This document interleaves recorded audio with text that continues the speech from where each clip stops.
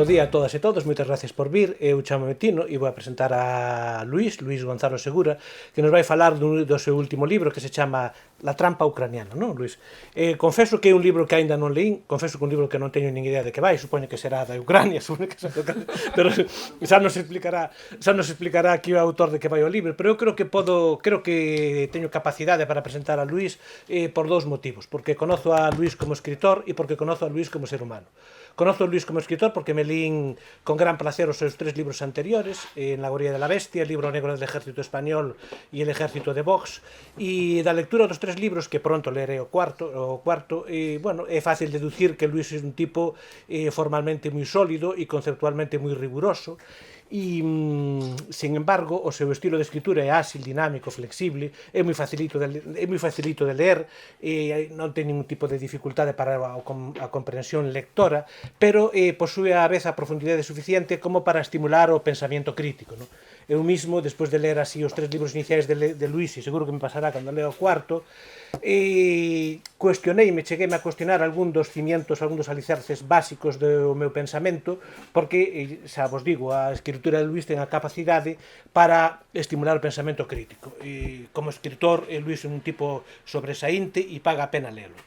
E logo, como ser humano, así moi rápido, vamos a ver que decir, os seres humanos somos poliédricos, somos complicados, temos partes boas, temos partes malas, hai momentos en onde todos nos comportamos ben, e todos nos comportamos mal, e hai unha selecta minoría, unha minoría de persoas que son, non sei se dicir heróis, pero casi, son ese tipo de persoas que se atreven a cuestionar o estatus, a pelexar contra o establecido, incluso arriscando o seu benestar personal, non? Eso é Luís. Luís é un tipo que sufriu nas súas carnes a represión máis cruel do sistema, chegou a estar encarcelado en prisiones militares, todo por non abdicar e por defender o que el consideraba honesto.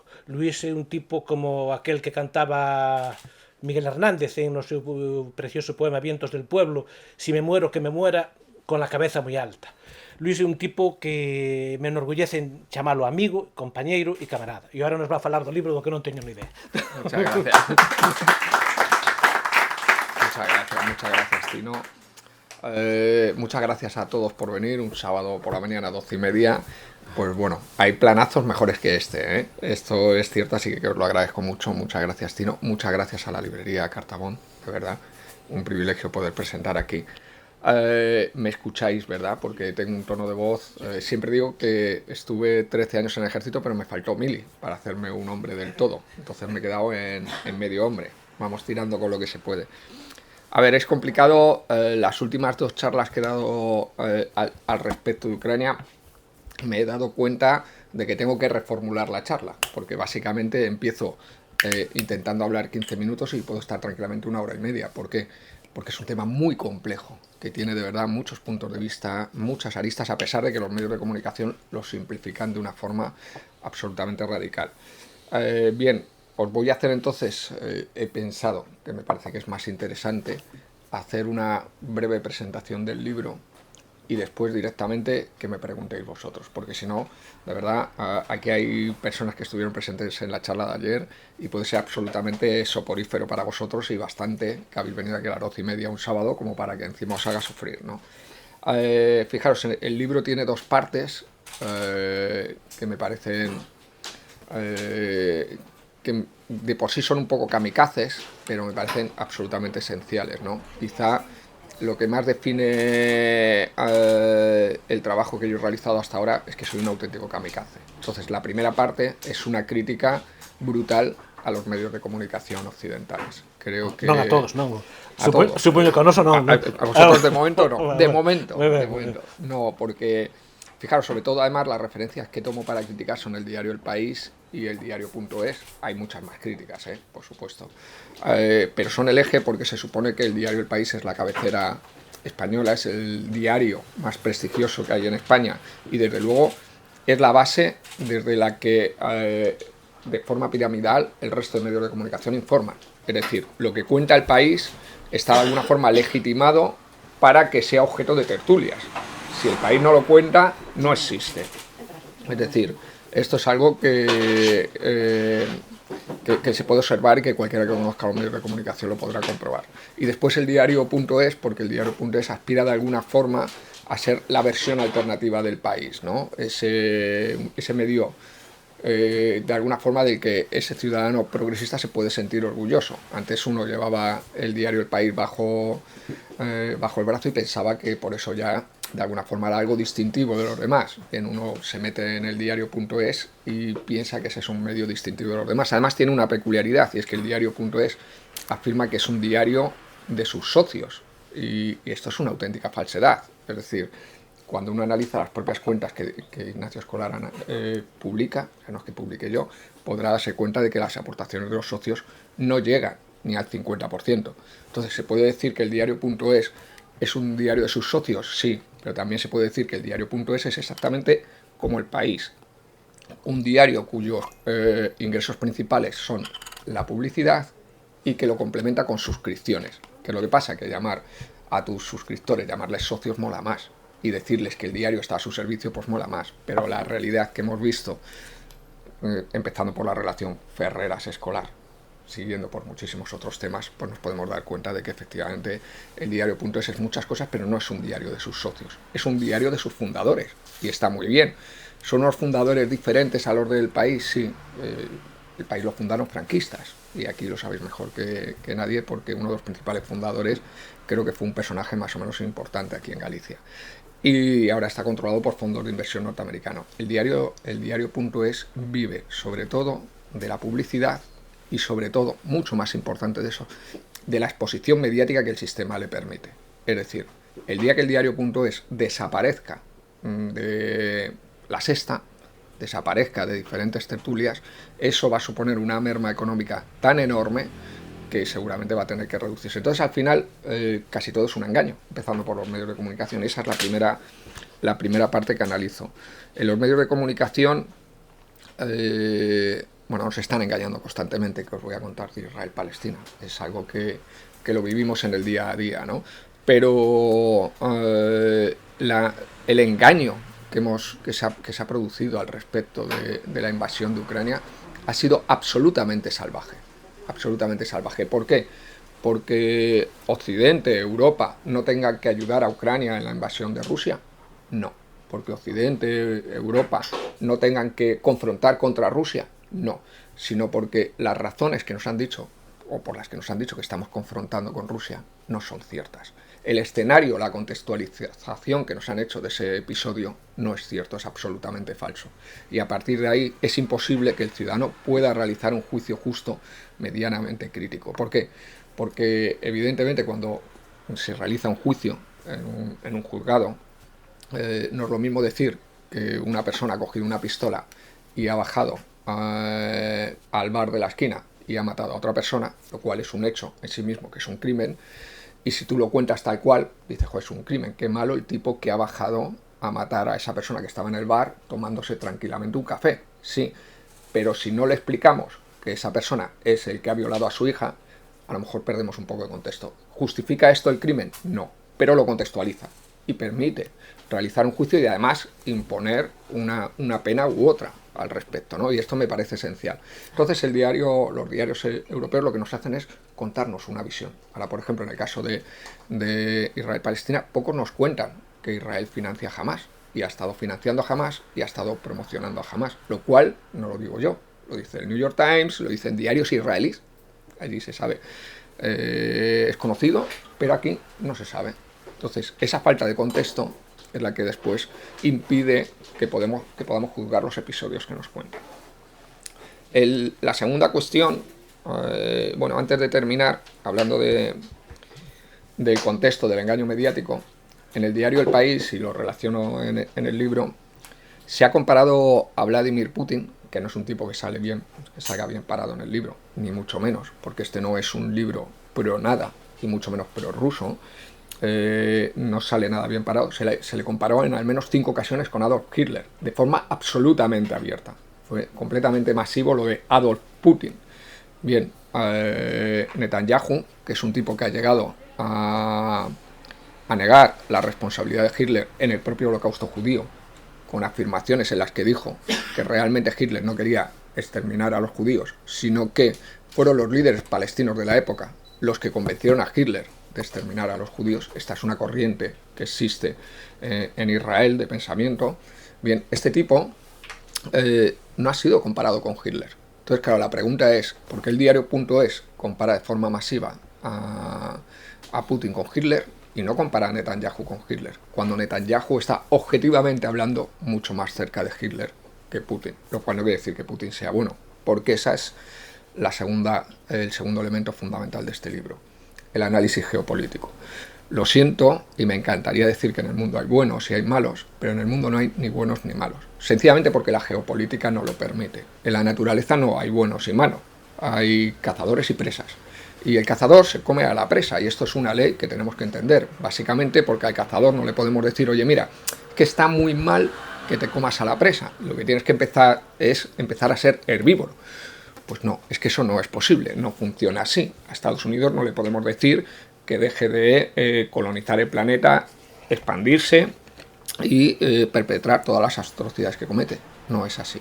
Bien, en este contexto tenemos que tener muy claro que el eje fundamental por el que se rigen las relaciones geopolíticas es la fortaleza. En función de lo fuerte que eres y de las necesidades que tienes, estableces unos objetivos. Y esos objetivos los consigues en función de esa fortaleza. Bien, desde este punto de vista, todas esas aseveraciones que se han publicado en el diario El País, empezando, por ejemplo, por múltiples analistas prestigiosos como Anne Applebaum, premio Pulitzer, que salió en El País y en el Mundo afirmando en una entrevista que el objetivo de Putin era recuperar el antiguo espacio soviético, y siguiendo por una novelista finlandesa que debió de considerar El País que era la mejor referencia para hablar de geopolítica. ¿Por qué no? Puesto que te vas a inventar un relato, pues mejor una novelista que cualquier analista crítico. Afirmó que el objetivo de Putin era llegar hasta Lisboa. Bueno, no os preocupéis que por Galicia no va a pasar. Va a llegar hasta Lisboa, pero yo creo que va a ir directamente por Madrid. No, yo creo que su primer objetivo antes de llegar a Galicia será Madrid. A lo mejor luego cuando llegue a Lisboa sube a Galicia y viene aquí Putin. Pero bueno, os podéis relajar. Fijaros, si Putin pudiera, llegaría hasta Lisboa, no tengáis la menor duda. Hasta Lisboa y hasta Sudáfrica, si pudiera. El problema es que no puede. Fijaros, en el libro se demuestra, no es que lo diga yo, son datos absolutamente oficiales, que Rusia hasta el comienzo de la invasión de Ucrania gastaba un tercio del gasto militar de Europa, unos 62.000 millones de dólares por 198.000 millones de euros en Europa, un tercio. Su ejército profesional, su ejército se componía de unos 900.000 efectivos, de los cuales profesionales solo eran unos 200 o 300.000. El ejército europeo, y no estoy contando con Estados Unidos y su gasto militar, lo dejo al parte como si no tuviera nada que ver en esta historia, se componía de 1,4 millones de militares, la mayoría profesionales. Si establecemos una relación entre ejércitos, nos daremos cuenta que el ejército europeo, o los ejércitos europeos, porque no existe un ejército europeo, es al menos un 50% superior al ruso. Si lo establecemos en términos profesionales, es 7 veces más que el ruso. Y esto es muy importante, porque no solo es importante los militares o los efectivos, sino también los profesionales. Bien, si analizamos la población, nos damos cuenta que en Europa hay al menos el triple de población que en Rusia. Si nos vamos a la economía, nos daremos cuenta de que, bueno, ni siquiera es que sea el triple, que Europa es 20 veces más que Rusia, cogiendo parámetros objetivos, pero seguramente sea incluso mucho más, teniendo en cuenta otros términos más complejos. Bien, entonces lo que nos quieren aseverar es que Rusia pretende confrontar con Europa cuando tiene un tercio de su gasto militar. Objetivamente hablando, como mínimo un 50% menos del ejército. Demográficamente hablando, tiene una tercera parte de la población de Europa y además tiene 20 veces menos economía que Europa. ¿Es eso posible? No, sencillamente porque no se lo permiten. Es decir, no es que Rusia o Putin no quiera recuperar el antiguo espacio soviético, que a lo mejor sí, o a lo mejor tendría otras prioridades si pudiera. Es que no puede. Entonces, cuando Rusia invade Ucrania, obviamente es una guerra nacionalista. Obviamente es un crimen invadir un país. Esto es algo que no podemos ni mucho menos minimizar. Si estamos en contra de todas las guerras, estamos en contra de todas las guerras. No de las guerras que nos gustan y las guerras que no nos gustan, porque entonces nos convertimos en lo mismo que criticamos. Bien, pero ¿es la guerra de Ucrania una guerra expansionista? No. ¿Es la guerra de Ucrania una guerra imperialista? No. ¿Por qué? Porque no tiene capacidad para ello. Si la tuviera, después de Ucrania, claro que sí. Como dijo el diario El Español un sábado, en las próximas 48 horas, según fuentes de Moncloa, Rusia invadirá un país de la OTAN, posiblemente Polonia. Miré yo y dije, madre mía, 48 horas. Al mundo le quedan 48 horas. Bueno, pues voy a aprovecharlas. Llegó el lunes, poco menos había despilfarrado toda la escasa fortuna que tenía y no había habido invasión. Dije, jolín, esto me han engañado un poquito. Bien, este es que no puede. ¿Cómo va a confrontar? ¿Cómo va a pretender Rusia, después de invadir, aunque le hubiera salido bien, aunque no hubiera encontrado oposición, si es que un país es mucho más que una victoria militar? Es decir, controlar un país requiere de un esfuerzo a muchísimos niveles, económico, demográfico, cultural, que Rusia no tiene capacidad a día de hoy para conquistar Ucrania. A lo máximo poner un gobierno títere y esperar que le dure lo más que pueda, porque ahí estarán los occidentales haciendo para tumbar ese gobierno títere. Esto es lo más que puede llegar a hacer. Es que no tiene capacidad para más. Fijaros, si analizamos el material que le hemos enviado a los polacos, a los ucranianos, para defenderse de los rusos, vemos que es material obsoleto y en muchos casos de los años 50 y 60. Y con eso le ha dado a Ucrania, no para derrotar a Rusia, porque no la ha derrotado y veremos a ver lo que ocurre en esa guerra, pero sí para confrontar con ella y en determinadas ocasiones incluso llevar la iniciativa en el teatro de operaciones. Nosotros le hemos enviado, aparte de ese material obsoleto, le hemos enviado también ametralladoras que no disparan, porque España es así un poco especial. Le hemos enviado unos cascos y unos antifragmentos caducados, porque somos así de especiales, es decir, bueno, ya que nos íbamos a deshacer. Y finalmente esos Leopard maravillosos que iban a terminar con el triunfo ucraniano. Bien, los Leopard que iban a proporcionar el triunfo a Ucrania son los mismos que le ofrecimos a Perú en el año 2010 a precio de saldo y no quisieron porque eran chatarra. Bien, pues con esos mismos Leopard se supone que Ucrania iba a derrotar a Rusia, no la derrotó. Y con esos mismos carros de combate Leopard es con los que Ucrania está resistiendo a Rusia. ¿Por qué? Porque, como he comentado antes, hay unas realidades de las que no podemos escapar. Y es que si Rusia gastaba y llevaba décadas gastando un tercio del gasto militar europeo, no tiene capacidad militar para confrontar con Europa en ningún escenario. De hecho, la mayoría del armamento que hasta ahora ha utilizado Ucrania, o gran parte del armamento, ha sido armamento soviético. Esta es la realidad, ¿no? Y armamento pesado y de consideraciones todavía no ha utilizado armamento pesado moderno. Bien, esta es la realidad. Bien, por lo tanto, esa realidad geopolítica me parece muy importante ponerla encima de la mesa. ¿Por qué? Porque si no somos conocedores de la realidad, no podemos cambiarla. Bien, muchas veces, y yo soy el primero, que denuncia las atrocidades de Estados Unidos, las atrocidades de Israel, que está cometiendo un auténtico exterminio en Palestina, porque eso es un exterminio, lo llamen como lo quieran llamar. De hecho, cuando yo leo incluso que Palestina es una prisión a cielo abierto, me parece que es que ese término ni siquiera se ajusta a la realidad, porque hay prisiones en Occidente en las que los prisioneros viven muchísimo mejor que los palestinos en su tierra. Es decir, tienen muchos más derechos los prisioneros en Occidente que los palestinos en su propia tierra. Esta es la realidad, ¿no? Pero si no conocemos las reglas fundamentales por las que funciona el escenario geopolítico, no podemos cambiarlo. Fijaros, en el libro no da ninguna respuesta, porque no hay respuestas. El libro lo que ofrece es sobre todo muchas preguntas y muchos interrogantes. ¿Por qué? Porque todos aquellos Nostradamus que os digan que saben cómo va a acabar la guerra de Ucrania, os mienten. Todos los que os están diciendo que la guerra de Ucrania y, por supuesto, unido con el conflicto que está, conflicto entre comillas, guerra lo llaman algunos, que hay en Israel-Palestina, que es un exterminio, nos dicen que es el comienzo de la Tercera Guerra Mundial. Eso es una falsedad. Puede que sea el comienzo de la Tercera Guerra Mundial, o puede que no sea el comienzo de la Tercera Guerra Mundial. En el libro se analizan múltiples casos, uno de ellos es Vietnam. Vietnam marcó a toda una generación en Occidente, sobre todo en Occidente, en Vietnam también. En Vietnam marcó a varias generaciones. Bien, ese conflicto parecía que iba a ser completamente definitivo, que iba a haber un antes y un después. No pocos en ese conflicto vaticinaron que podía ser el comienzo de una tercera guerra mundial. Los norteamericanos aseveraron que si ganaban los vietnamitas serían el principio del fin de Occidente y que el comunismo se expandiría por todo el planeta. La realidad es que la guerra de Vietnam la ganaron los vietnamitas, la perdieron los norteamericanos, la Guerra Fría la ganaron los norteamericanos, y después de la guerra de Vietnam lo que pasó es que hubo una guerra entre países socialistas. Es decir, China invadió Vietnam, China y Rusia se empezaron a llevar cada día peor, no se llevaban bien porque nunca se han llevado bien, porque es imposible en términos geopolíticos que se lleven bien, porque comparten el mismo área de influencia, y de postre Camboya. Fijaros, lo que iba a ser el triunfo del comunismo se convirtió en una guerra entre países socialistas o comunistas, ¿no? Ese sería otro debate, ¿no? ¿Qué es comunismo, qué es socialismo y demás? Pero bueno, ahí no quiero entrar. Bien, dicho esto, no sabemos lo que va a pasar con la guerra de Ucrania y no sabemos cuál va a ser el impacto de la guerra de Ucrania en términos geopolíticos. Ni siquiera somos mínimamente conocedores de cuál va a ser la importancia de la guerra de Ucrania.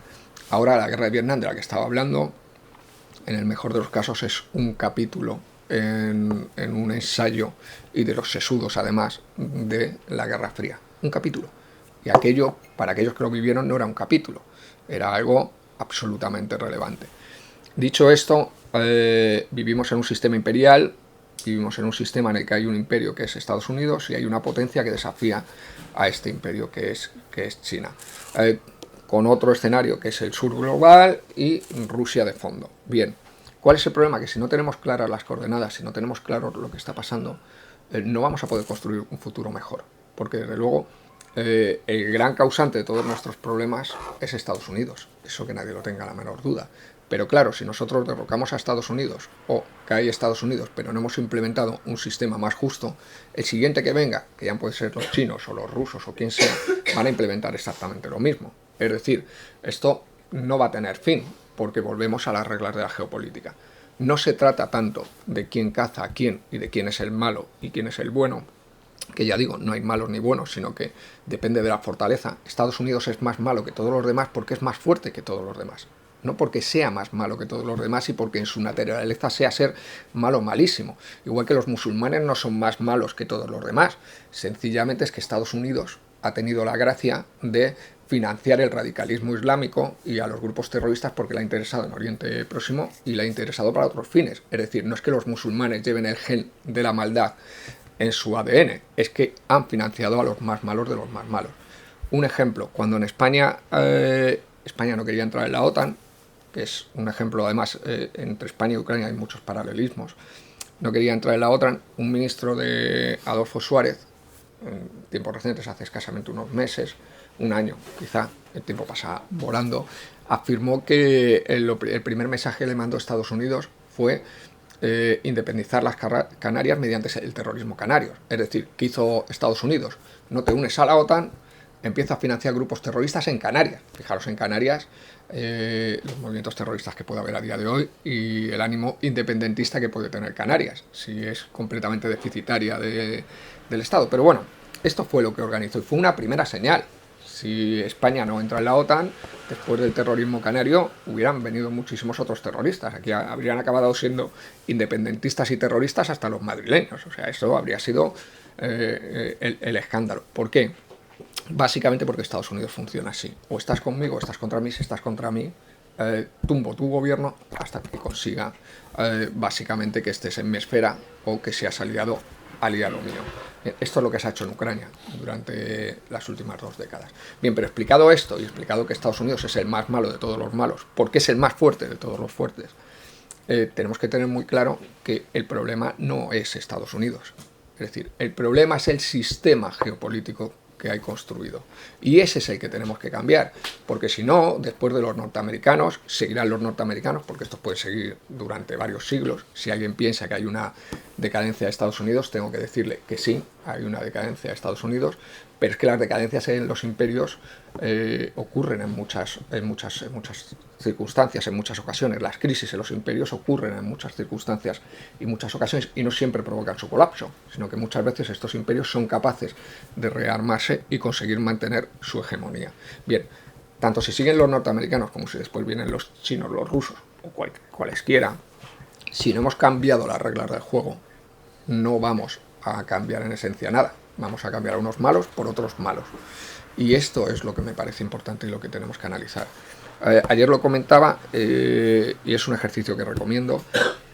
Yo estoy leyendo ahora la trilogía de la Fundación, porque me gusta siempre leer novela-ensayo, la trilogía de la Fundación de Asimov, que es muy interesante, y lo estoy intercalando con La República y el Imperio de Asimov, que también es muy interesante. Permite ver cómo de la construcción de los relatos históricos auténticos puedes llegar a la ficción. Hay muchos elementos que obviamente se comparten, pero además te permite comprobar la enorme cantidad de analogías y similitudes que encontramos del Imperio Romano con respecto al Imperio Norteamericano.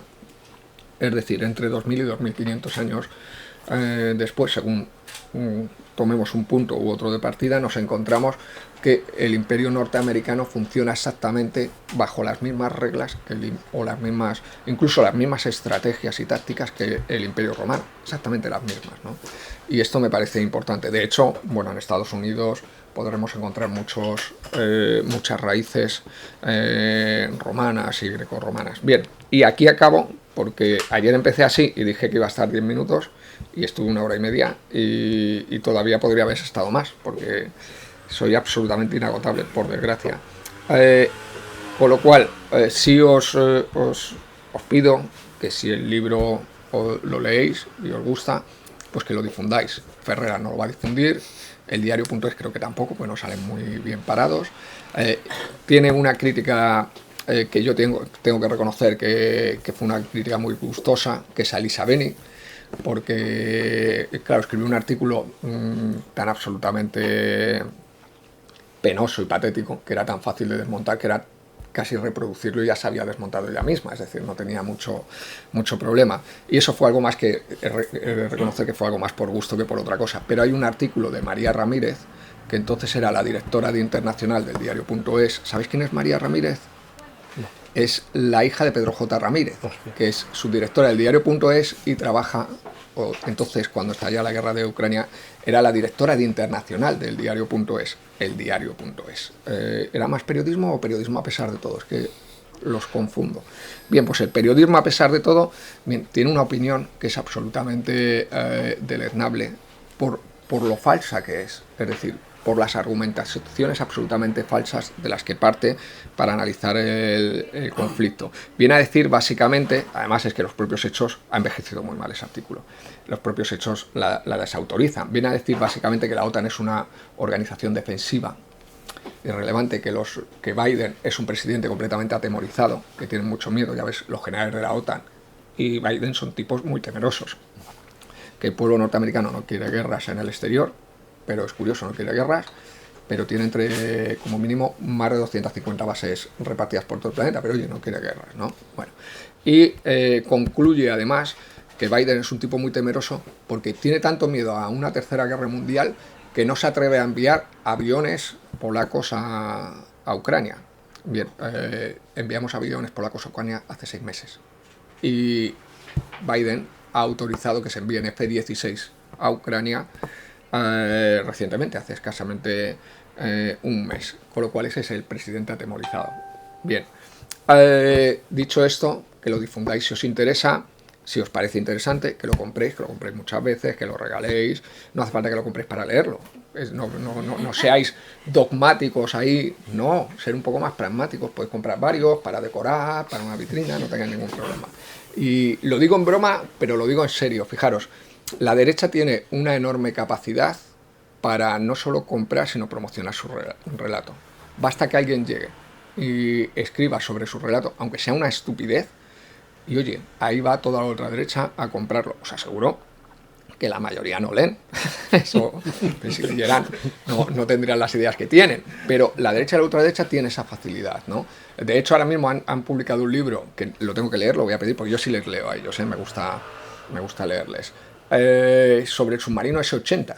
Jolín, lo está petando ahí en Amazon y tú dices, jolín, un ensayo sobre el submarino S-80, que es un submarino que no flotaba, claro. Entonces quiero leerlo para ver si han explicado que era un submarino que no flotaba. No sé si han llegado a contar esta historia. Pero vamos, ya te digo que ahí están comprándolo todo. Y me temo que cuando lo compre y lo lea, me va a encontrar que es un libro que va a decir que el submarino de los 80 es una maravilla tecnológica. Y sí, la es, pero no flotaba. Es una maravilla tecnológica que nos ha costado más del doble de lo que presupuestamos.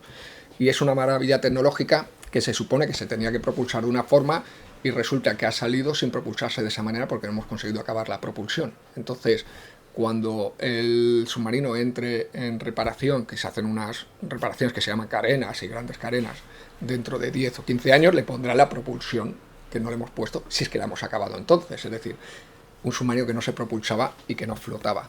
Bien, pues han escrito un libro de eso y lo han petado los tíos. Bien, pues ellos sí que tienen muy interiorizado esa cuestión. Y nosotros, sin embargo, no la tenemos. También es cierto que hay muchas personas que nos confunden de por medio. Es decir, hay personas que se hacen pasar por progresistas, nos venden relatos progresistas y luego no lo son tantos. Os invito en ese sentido a que leáis una columna de hoy de Javier Cercas, lo he puesto en Twitter, porque es absolutamente revelador de lo que es la izquierda española. El tipo viene a decir,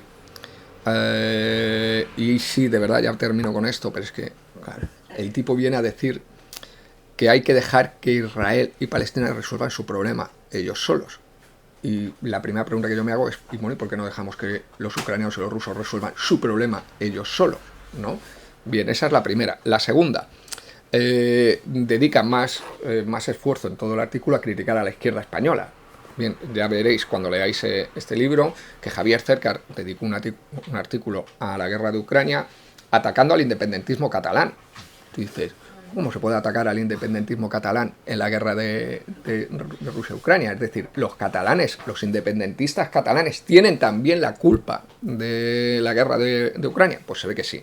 Bien, pues Javier Cercas, y lo leeréis si lo leéis en El País hoy, machaca a la izquierda española por medio, además ni siquiera lo hace él directamente, porque es así de cobarde, por medio de unos novelistas israelíes. Y uno de ellos viene a decir que es más fácil negociar con un pragmático palestino que negociar con un pro-palestino español. Y tú dices,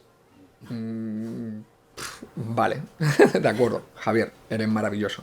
Y después su último argumento, por medio también de este novelista, es que este novelista viene a decir, dejadnos tranquilos porque si Europa tardó 1000 años en terminar con las guerras, nosotros vamos a tardar menos y además va a morir menos gente. Y dices, claro, si exterminas a todos los palestinos son muchos menos de los que han muerto en Europa en todas las guerras. Claro, y además que vas a tardar 1000 años en exterminar, hombre, pues tienes que ser muy inútil, vas a tardar bastante menos de 1000 años en exterminar a todos los palestinos. Estos son los argumentos de Cercas, ¿eh? O sea, es absolutamente pavoroso leer esa izquierda. Entonces, claro, tenemos ese problema. Hay gente que compra a Cercas pensando que es izquierda y hay gente que lee el diario.es pensando que es izquierda, ¿no?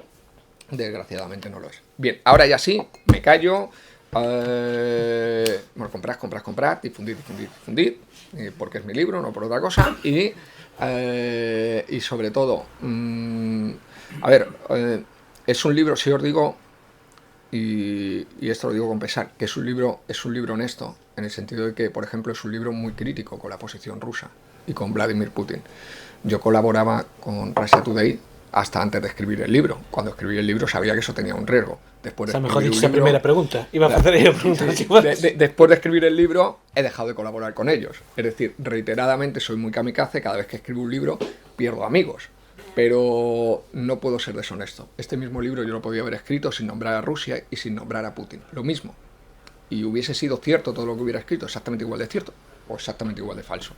Pero es que era una deshonestidad no nombrarle, no citarle y no explicarle, ¿no? Bien, ahora ya sí, me podéis preguntar todo lo que queráis, al menos hasta las 2 y no sé cuánto. Bueno, non tanto que eu teño que ir a Cotobade, pero bueno. Sí,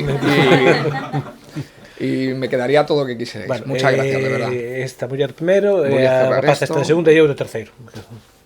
Levo-te leído desde que me escribías en a revista esta cómica el jueves. El jueves, sí. De ahí no me echaron. De público sí me censuraron. En público me censuraron.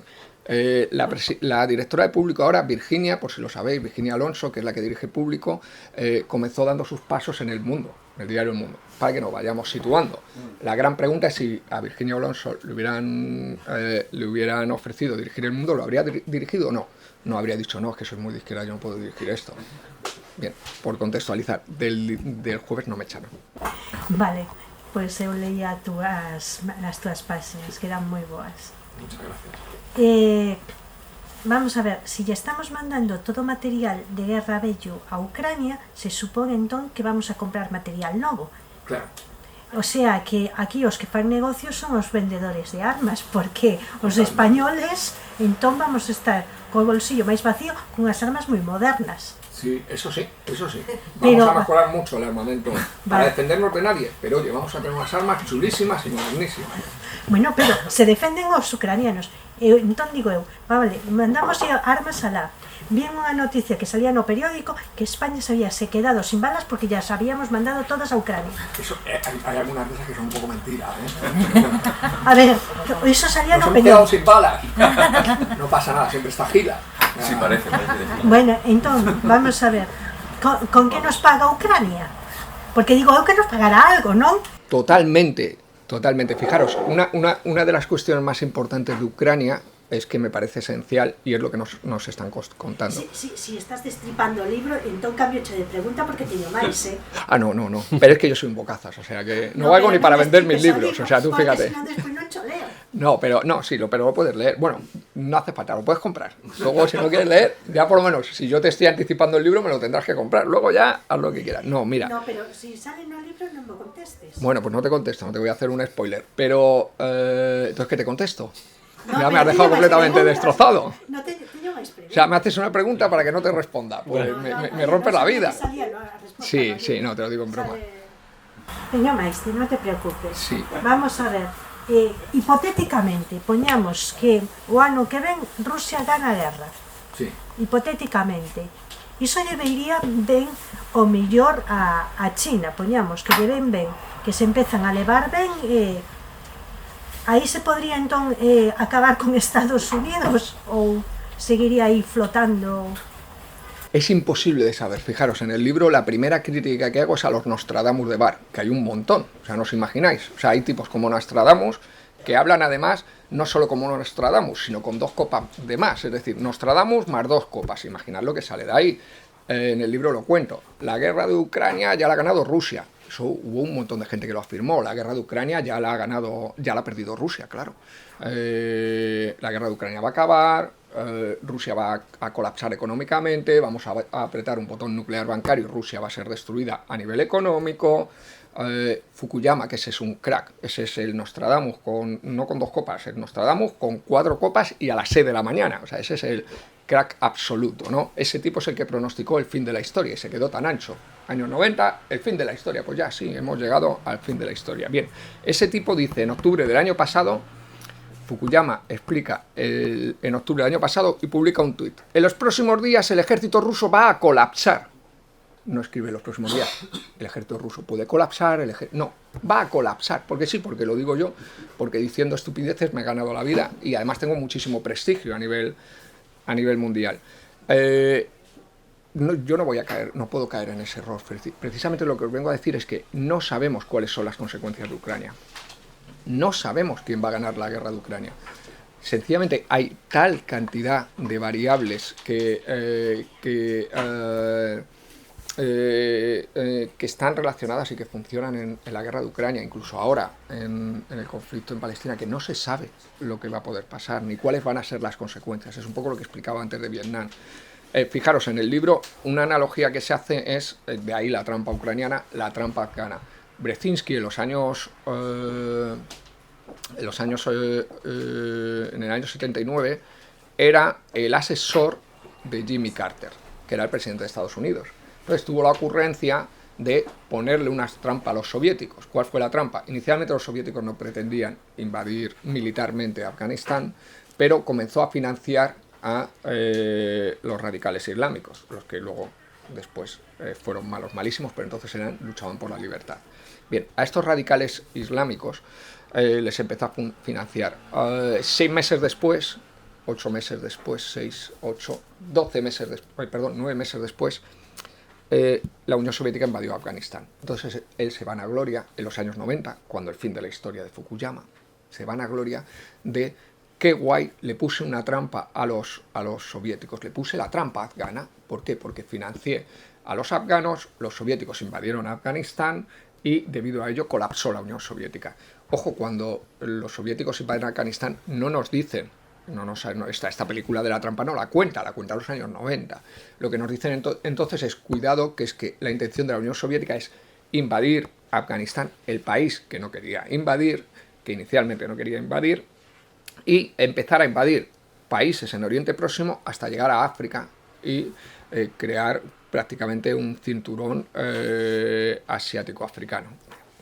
Delirio que no se ha cumplido, básicamente como lo de reconquistar el antiguo espacio soviético y llegar hasta Lisboa y todo esto que nos están contando ahora mismo, ¿no? Bueno. No, que sigan otros, porque ya tengo más Moi ben. preguntas. Vale, a repata esa tiña Sí, yo quería preguntarte cuál crees que habría sido una posición aceptable del gobierno español en cuanto al conflicto de Ucrania a nivel político, en cuanto a armamento, en cuanto a lo que tú consideres. Y en segundo lugar, a nivel profesional tuyo, yo sé por qué dejaste el ejército, pero no sé por qué entraste. Entonces querría saber qué te atrajo del ejército. Eso es muy complicado, eso... Ahí estás tocando todas mis contradicciones y eso duele.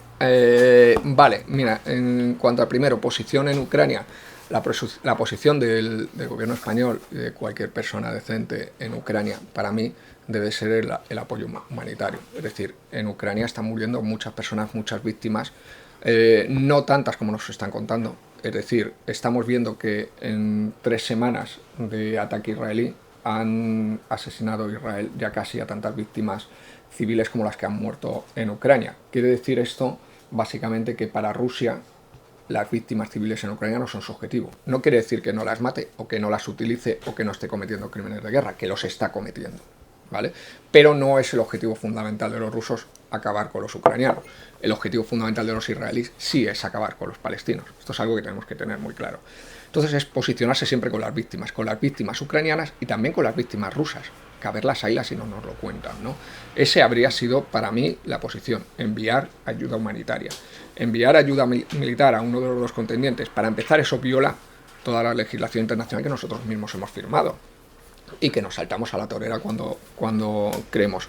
Ese sería el primer punto. El segundo punto es, desde luego, intentar trabajar y ese es el cambio del mundo, ¿no? Por una organización mundial, eso que llaman ONU, no algo parecido como a la ONU, pero que funcione. Es decir, trabajar por una ONU que funcione. ¿Puede España o tiene España esa capacidad? No. España es una provincia norteamericana. Una provincia norteamericana. Además, es una provincia norteamericana que se ha vendido muy rápido y por muy poco. Porque dentro de eso hay provincias norteamericanas que se venden por mucho más y por lo menos consiguen unos réditos. Nosotros ni eso. Es decir, todos estos patriotas que nos hablan, es que es España, Estados Unidos y tal. El día que Estados Unidos le diga a España, bájate los pantalones y vete de Ceuta y Melilla, España se irá de Ceuta y Melilla. Igual que el día que nos dijeron, regala a los saharauis a los marroquíes, se los regalamos. Bien, dentro de la medida de lo posible, dado que no tenemos más capacidad que la de una provincia romana, sí podemos decir, bueno, mira, vamos a enviar ayuda humanitaria y después lo demás es absolutamente incontrolable porque el Estado español no tiene control. Es decir, España está controlado por fondos de inversión norteamericanos. Esto suena muy conspiranoico, pero fijaros, os voy a dar 2 datos al respecto. El diario El País está a día de hoy controlado por un fondo de inversión norteamericano. Si tú empiezas a analizar los que controlan ese fondo, a su vez ese fondo de inversión norteamericano, llegas a Estados Unidos. Entonces empiezas a ver las raíces. Pero claro, es que el diario El País, además de controlar, este fondo norteamericano, Amber Capital, además de controlar el país, también tiene acciones en Indra, que es la gran potencia, una de las grandes potencias armamentísticas de España, de los que más gana dinero. Entonces, claro, al final todo el poder termina en Estados Unidos. Fijaros, hay una noticia del propio diario El País. El diario El País nos ofrece mucha información porque es el diario del sistema. Entonces, nos ofrece mucha información y luego artículos muy buenos de cocina, ciencia y demás. De eso, ahí podéis estar tranquilos que podéis leer trabajos muy buenos. Fijaros, nos habla del caso danés de una farmacéutica danesa que con unos fármacos que eran para la diabetes lo que ha conseguido es engordar. Entonces nosotros, que somos tan solidarios, hemos dicho, aquellos que estamos así, hemos dicho, bueno, pues vamos a inflarnos a estos fármacos y que se fastidien los diabéticos. A mí que me importa un pimiento esa gente, si se tiene que morir, que se muera, pero yo voy a estar más regado, me voy a mirar al espejo y voy a decir, ay, que el mundo es mejor para mí, sí, pues ya está. Bien, pues si se retirase esta farmacéutica, que está controlada por el mismo fondo de inversión norteamericano, que al final controla el diario El País, que controla hambre y que controla todo, porque hay una serie de fondos de inversión que lo controlan todo.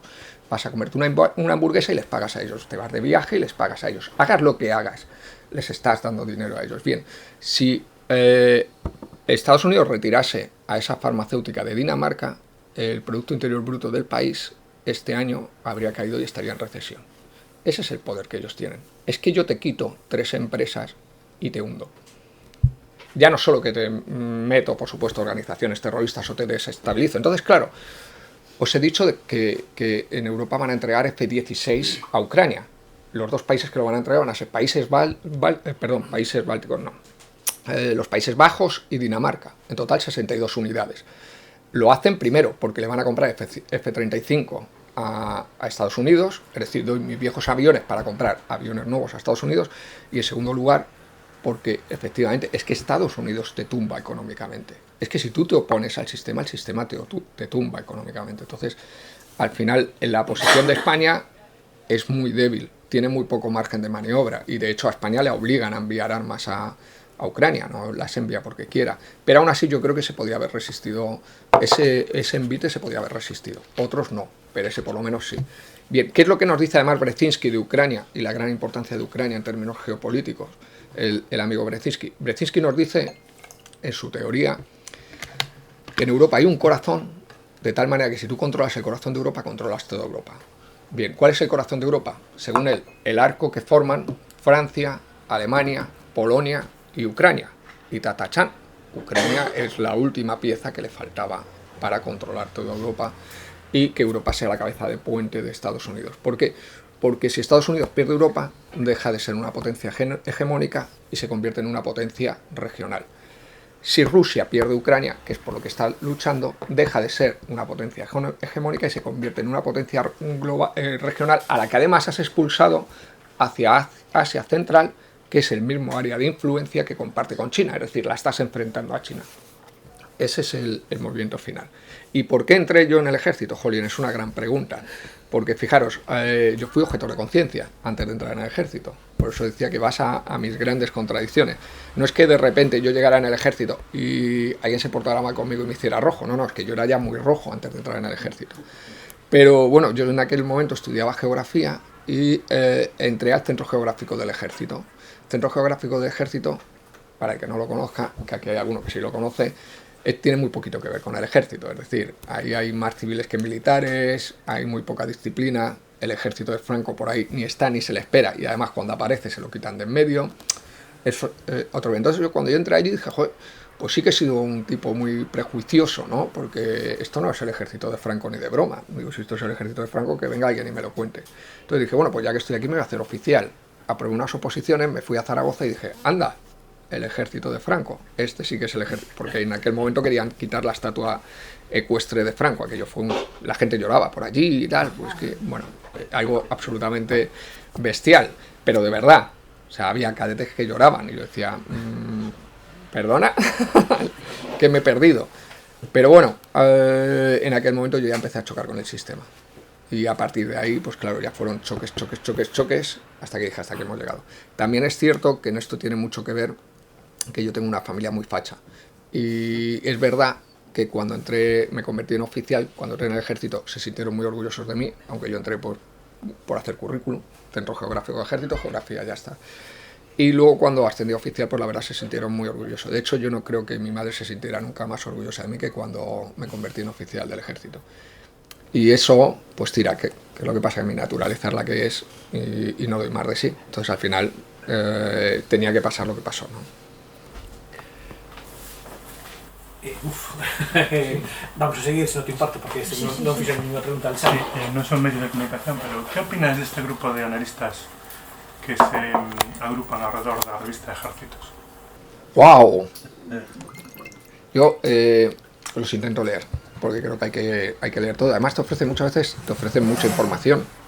De hecho, es sorprendente la enorme cantidad de información que te revelan muchos fascistas cuando escriben sobre Franco, libros sobre Franco. Es sorprendente, porque te están poniendo en pastel una información, unas referencias que te permiten llegar más allá.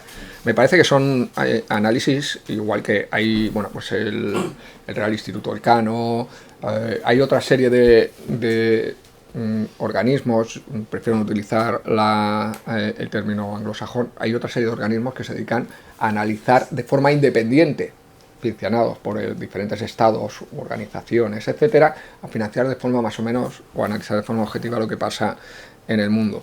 El tema de la revista Ejércitos, pues bueno, si ves los nombres es que hay algunos apellidos que dan miedo, es decir, porque hay algunos apellidos que son directamente o que descienden directamente de golpistas, ¿no?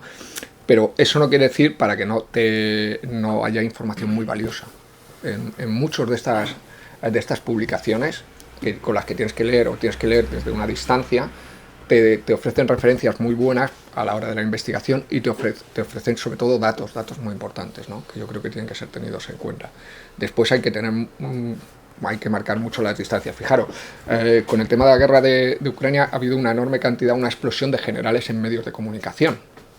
Uno de ellos, el general Dávila, al que le dio cancha especialmente Iñaki López y Cristina Pardo, que creo que le acaban de dar un superpremio por superperiodista en La Sexta. Bien, pues el tal Dávila escribió un libro, que también me lo he leído, sobre la guerra civil en el frente norte.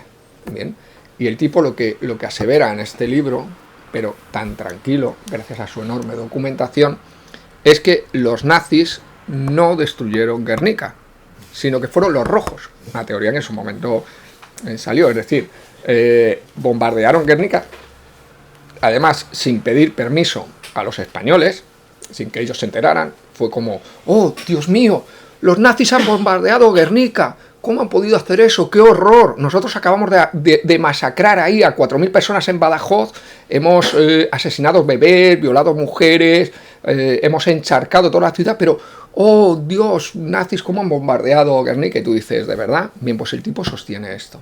Es decir, sostiene que los rojos fueron los que destruyeron Guernica e Irún.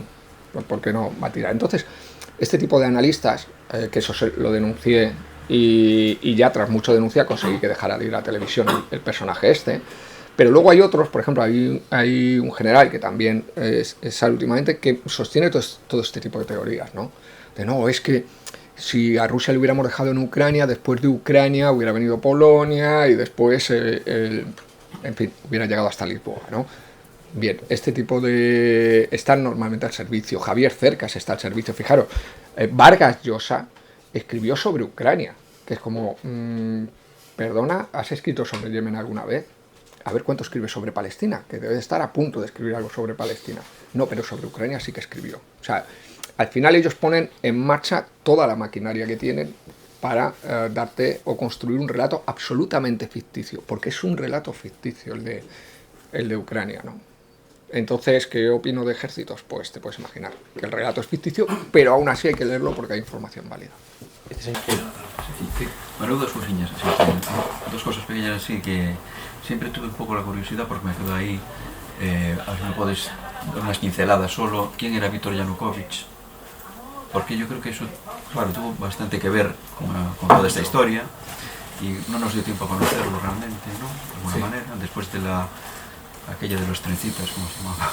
Yulia Timoshenko y todo eso, dieron aquel salto hacia Yanukovych, que era malísimo por lo visto, y entonces quería saber un poquito lo que tú sabes. Breves, no, básicamente... Y después así en plan amigos, no digas a ver las ainas, por favor, a ver las ainas. Perdona, además venir aquí de... no, vamos a ver, lo que pasó en Ucrania, por no extenderme y resumirlo además de forma... son las revoluciones de colores, plantas, son muy bonitas. La revolución del cedro, la revolución naranja. Claro, a todo hay que darle algo además como muy colorido, ¿no? Algo que tenga que ver con, o no tenga que ver con el país, pero que sea algo como muy colorido, que mole, ¿no? Realmente este tipo de movimientos que se dan y que podemos estudiar en muchos otros países consisten básicamente en lo mismo. Cojo a los más radicales, ¿os acordáis de...?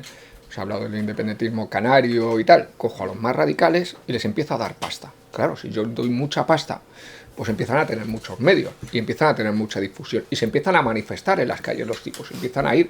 Y claro, después mis medios de comunicación te dicen, esos radicales que tienen un montón de pasta y que gracias a esa pasta están montando unas manifestaciones de la leche, son todo el pueblo ucraniano.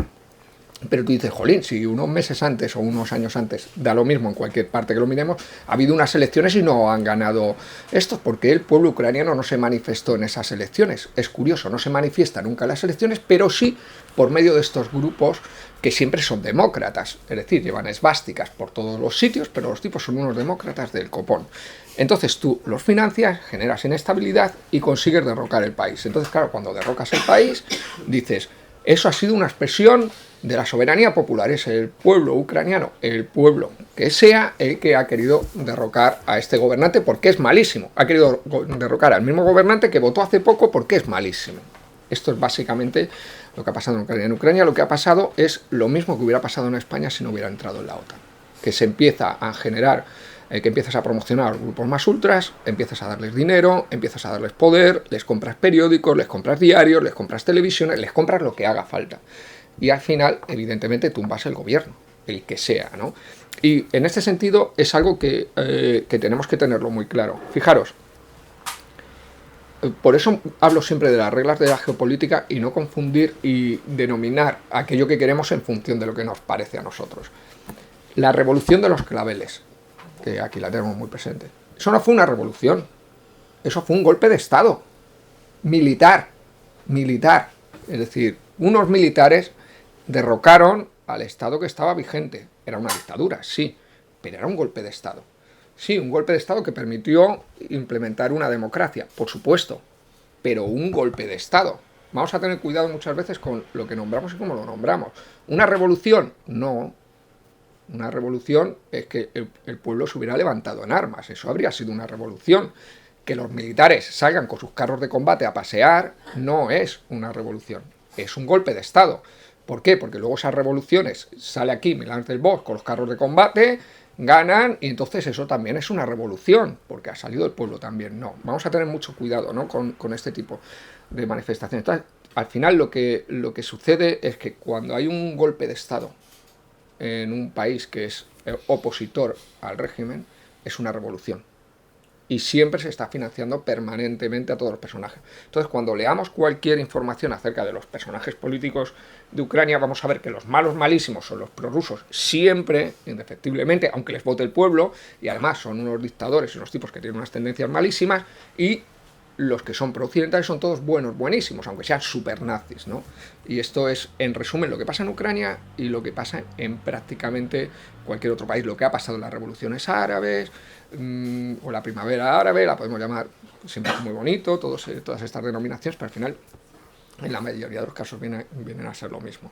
Es curioso porque si analizamos también la primavera árabe, vamos viendo como, cayeron los gobiernos enemigos, opositores o que no se llevaban bien con Estados Unidos. Los que se llevaban bien, ahí se mantuvieron, ¿no? Es curioso. Ahí no había revoluciones de colores. Ahí no había demócratas luchando por la democracia en contra de la tiranía de los gobernantes. No, ahí había gente, había terroristas, ¿no? Fijaros, el término terrorista es un término que reiteradamente utilizamos en función de nuestros intereses, ¿no? Ese Javier Cercas, que hoy te dice, no hay que intervenir y no hay que calificar de malos a los israelíes, que eso es muy injusto.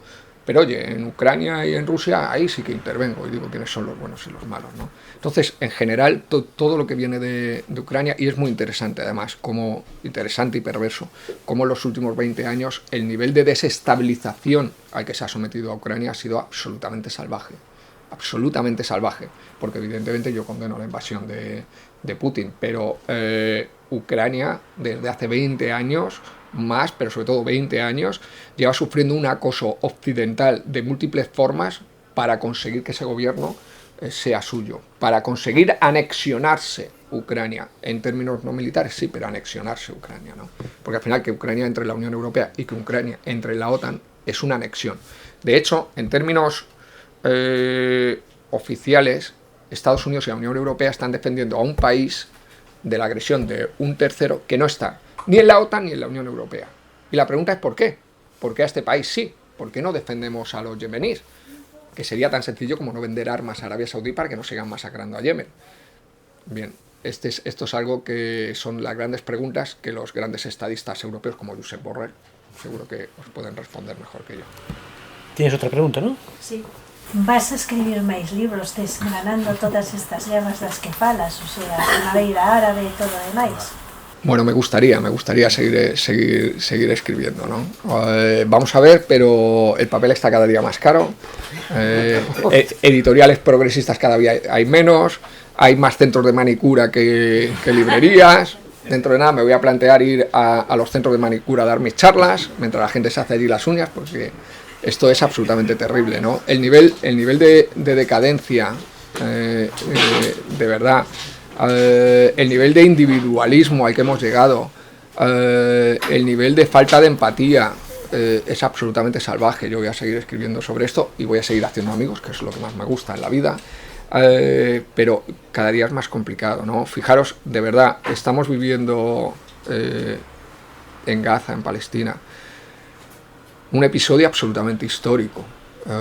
Habrá un momento, no sé cuándo, dentro de 20, de 30 años, de 40 años, que yo he visitado los campos, muchos campos de concentración y de exterminio nazis, que visitaremos los campos de exterminio palestinos. Iremos a Palestina y veremos que hayan exterminado a millones de personas y nos lamentaremos, y personas como yo diremos, ¿cómo pudo ser esto posible?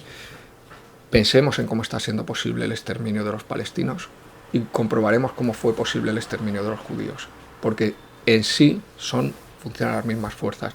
Fijaros, cuando analizas y lees del Imperio Romano o de la República Romana, y no es lo primero que leo, porque me parece muy interesante leer el pasado para intentar descifrar el presente e intentar construir un futuro, ¿no? Te das cuenta que al final funcionan los mismos mecanismos. Fijaros, en esa Roma que explosiona y que pasa de ser saqueada en un momento dado a 2 décadas después solo de ser saqueada se convierte en una potencia en la península, en Italia, y un siglo después es una potencia ya mundial, del mundo conocido, del mundo, más que del mundo conocido, del mundo que nosotros estudiamos, porque hay más mundo que ese. Pero bueno, durante ese cambio, lo que se produce después en Roma, dentro de Roma, es por supuesto el expolio y la adquisición de muchísimas riquezas, y sin embargo se producen los mismos movimientos, a pesar de la riqueza que hay ahora mismo en Occidente, que somos nosotros de alguna manera ese imperio romano. Es decir, las mismas fuerzas, las mismas élites que quieren expoliar al resto de los romanos. Pero después, fijaros, cuando en un momento dado se empieza a trabajar en Italia, porque claro, Roma ya se ha expandido, tiene mucho poder, ha consolidado su poder, y dicen, bueno, ¿por qué no le damos la nacionalidad, ciudadanía romana al resto de los italianos? Los romanos de base, que se están peleando con sus élites para que repartan con ellos, dicen, sí, pero esto no. Es decir, los de arriba tienen que compartir conmigo, pero yo no voy a compartir con el de al lado. Si pensamos en esos hispanos, por ejemplo, que están dentro de Estados Unidos y que llegaron de forma completamente miserable y ahora votan a Trump y dicen, no, es que yo ahora no voy a repartir lo mío que tengo, ¿no?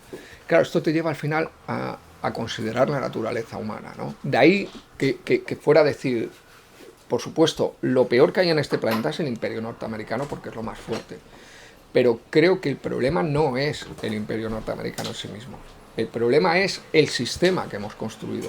Tenemos que trabajar en cambiar el sistema. Si no cambiamos el sistema, da lo mismo. Al final, cuando pensamos, por ejemplo, en el gobierno, y me voy a algo más local, no es que aquí si hay un gobierno de izquierdas, no. Si aquí hay un gobierno de izquierdas, se lo comen o lo tumban o les obligan a no ser de izquierdas, o si son de izquierdas, pues bueno, empezaría el terrorismo tal, cual, pascual, se independiza y al final te inestabilizan y te derrocan. Fijaros, pensad, y este es un acontecimiento también histórico que hemos vivido, ¿qué le tuvieron que decir al presidente griego después de que en un referéndum los griegos dijeran nos queremos ir de Europa. Se reúnan y ya no solo no se vayan, sino que acepten condiciones incluso peores que las que no mucho antes les habían ofrecido. O sea, al final el poder funciona siempre de la misma manera, tiene las mismas herramientas y es muy complejo. Entonces, por eso tenemos que pensar en estructuras, por eso tenemos que pensar en modelos. Por eso muchas veces cuando yo oigo a personas que dicen, bueno, es que Rusia, es que Putin es un tío guay. No, Putin es exactamente igual que todos los demás. Que es tan... La CIA, que viene la Guardia Civil. No pasa nada. Putin al final es como los demás y llega hasta los demás. Tenemos que ir más allá, ¿no? Sobre todo la izquierda. Y bueno, ya aquellas personas que tienen la sensación de que la Rusia actual es algo así como la Unión Soviética, ya es como, oh, por favor, no, porque entonces después, claro, si la Rusia actual es como la Unión Soviética, entonces Putin, que es como Fidel Castro, por favor, vamos a reflexionar y a tener muy en cuenta que no tiene nada que ver una cosa con la otra. Pero bueno, me callo ya la boca, sí, pero sí, el tema de Ucrania lo analizo también. Unha cosa breve, Marcos. Brevísima. Vamos a ver, non sei que me gustaría saber a tua opinión sobre un chat de varios demócratas que falaban de fusilar a 26 millones de hijos de puta, entre os caros, claro, me incluyo, non? Entendo que falaban nós do rojo. E si Margarita Fascista Robles tomou, si sabemos, si xa tomou algunha medida contra eles, como, ou se tembro a pulso, como non lle tembrou para firmar a túa expulsión. Bueno, Margarita Robles es una persona a la que admiro mucho, y aquí pues si publicáis el vídeo, Margarita, te quiero. Margarita, no te vayas del Ministerio de Defensa, por favor, no nos hagas eso, a los que te queremos y te adoramos. Margarita Robles me denunció en persona hace unos años, no lo sabréis porque el diario El País no cuenta estas cosas, y perdió la denuncia. Pero bueno, Margarita, aún así te quiero en el Ministerio. Por favor, denúnciame otra vez, que te echo de menos. Sí, fijaros, son las mismas fuerzas de las que estábamos hablando antes. En el libro, por ejemplo, se compara, y es esencial que tengamos muy claro, Ucrania es un estado en cuyo nacionalismo hay unas raíces nazis. Y esto lo mires, las veces que lo mires, y lo mires desde las perspectivas que lo mires, es inevitable. En España, el nacionalismo español tiene unas raíces franquistas, y le puedes dar todas las vueltas que le quieras dar, pero son esas raíces, y salen cada 2 por 3, por eso tenemos a esos fascistoides diciendo esas barbaridades. Después, lo perverso de todo esto es las lógicas geopolíticas. Evidentemente Margarita Robles no hizo nada con los que querían fusilar a 26 millones de españoles, ni lo hará nunca, ¿no? Bueno, lo que hará es expulsar a los que se opongan a ellos, como fue en tu caso que te expulsó, ¿no? Es algo absolutamente lamentable. Pero fijaros, hablamos de democracia, y este libro habla también de democracia. Somos una democracia, pero somos una democracia ¿por qué? Tú analizas la Atenas de Pericles, analizas el sistema romano, cómo va cambiando, esa república que se transforma en imperio de forma más o menos soterrada, y vas analizando y te das cuenta de que nosotros no somos una democracia. Es decir, hay una serie de sistemas de gobierno en el planeta a día de hoy que trabajan con unos u otros objetivos. En la mayoría de los casos por el expolio de la ciudadanía en favor de unas élites. Y eso es lo que es Occidente a día de hoy. Para ello nos dejan ir a votar, sí, pero ojo, si se crea un partido político que pone en riesgo que votemos a los partidos políticos que ellos quieren, lo exterminan en España en términos políticos. ¿Cómo? Utilizando todo el aparato del Estado y todo el aparato de las élites para derribarlo, caso de Podemos. Pero en Colombia, de la que seguro que todos tenemos una percepción mucha mejor que en Venezuela, porque Venezuela es malísima, que nadie se confunda. Pero Colombia, ahora no, claro, ahora que necesitamos el petróleo, cuidado, de los venezolanos ahora pueden empezar a ser buenísimos, y esto cambia así, porque una de las primeras medidas que tuvo Estados Unidos cuando entró en guerra con Rusia a través de Ucrania fue reunirse con Irán y con Venezuela. Oye, es que tenéis petróleo, igual ya no sois tan malos, ¿no? Satán ya no es tan malo. Satán, véndeme petróleo que todavía podemos hacer negocios. Y esto funciona así. En Colombia, que tenemos una perspectiva muy diferente de la de Venezuela, en Colombia exterminaron a un partido político. asesinaron a 6.000 personas que formaban parte de, entre candidatos electos, personas que trabajaban para el partido, afiliados y simpatizantes. 6.000. Llegó un momento en el que no se podían ni presentar a las elecciones, porque no había nadie dispuesto a presentarse a unas elecciones para que te pegaran un tiro. O sea, fijaros el nivel. Esa es la democracia, ¿no?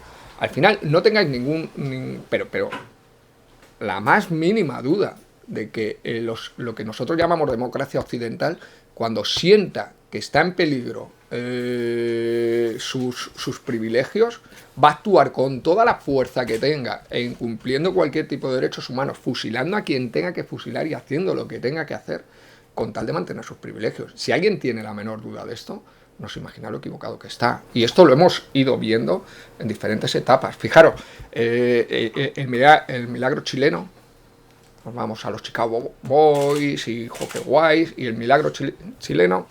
Pues claro, el milagro chileno de repente se viene abajo, porque sí, el Producto Interior Bruto crecía un montón, pero claro, el reparto dentro del país era pues como el de Roma, los ricos para mí, y sobre todo Estados Unidos para mí, y claro, al final la gente llega a un momento en el que le suben el precio de un transporte y sale a la calle y dice, hasta aquí hemos llegado, eso puede pasar aquí.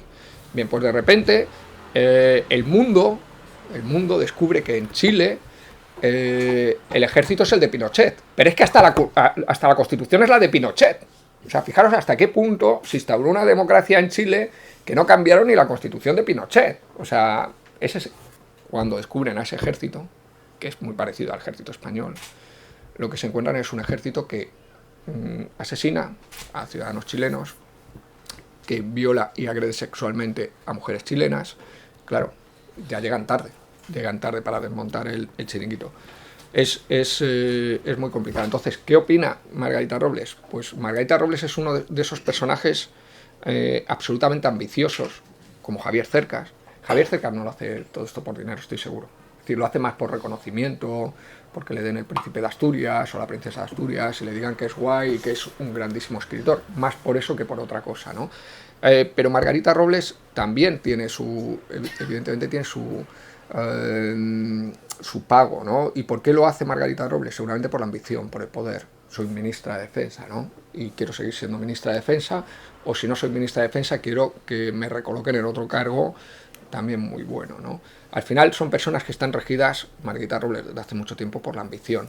Fijaros, el primer asesor de Margarita Robles, o uno de los primeros asesores de Margarita Robles en el Ministerio del Interior, cuando entró en el superministerio en los años 90, fue el general Galindo. Y estuvo varios meses con él de asesor. El general torturador Galindo, que ya se sabía entonces que era torturador, ¿no? O sea, no es que después dijera, es que fue mi asesor y después me enteré, mala suerte. No. ¿Y sabéis por qué choca con él? Porque era un torturador, No, porque tiene mucho carácter, es muy orgulloso y chocó con él. Claro, el otro parece ser que es un tipo también con carácter. Entonces chocaron por caracteres. Es decir, el problema, y se puede leer en las crónicas, fue de caracteres, ¿no?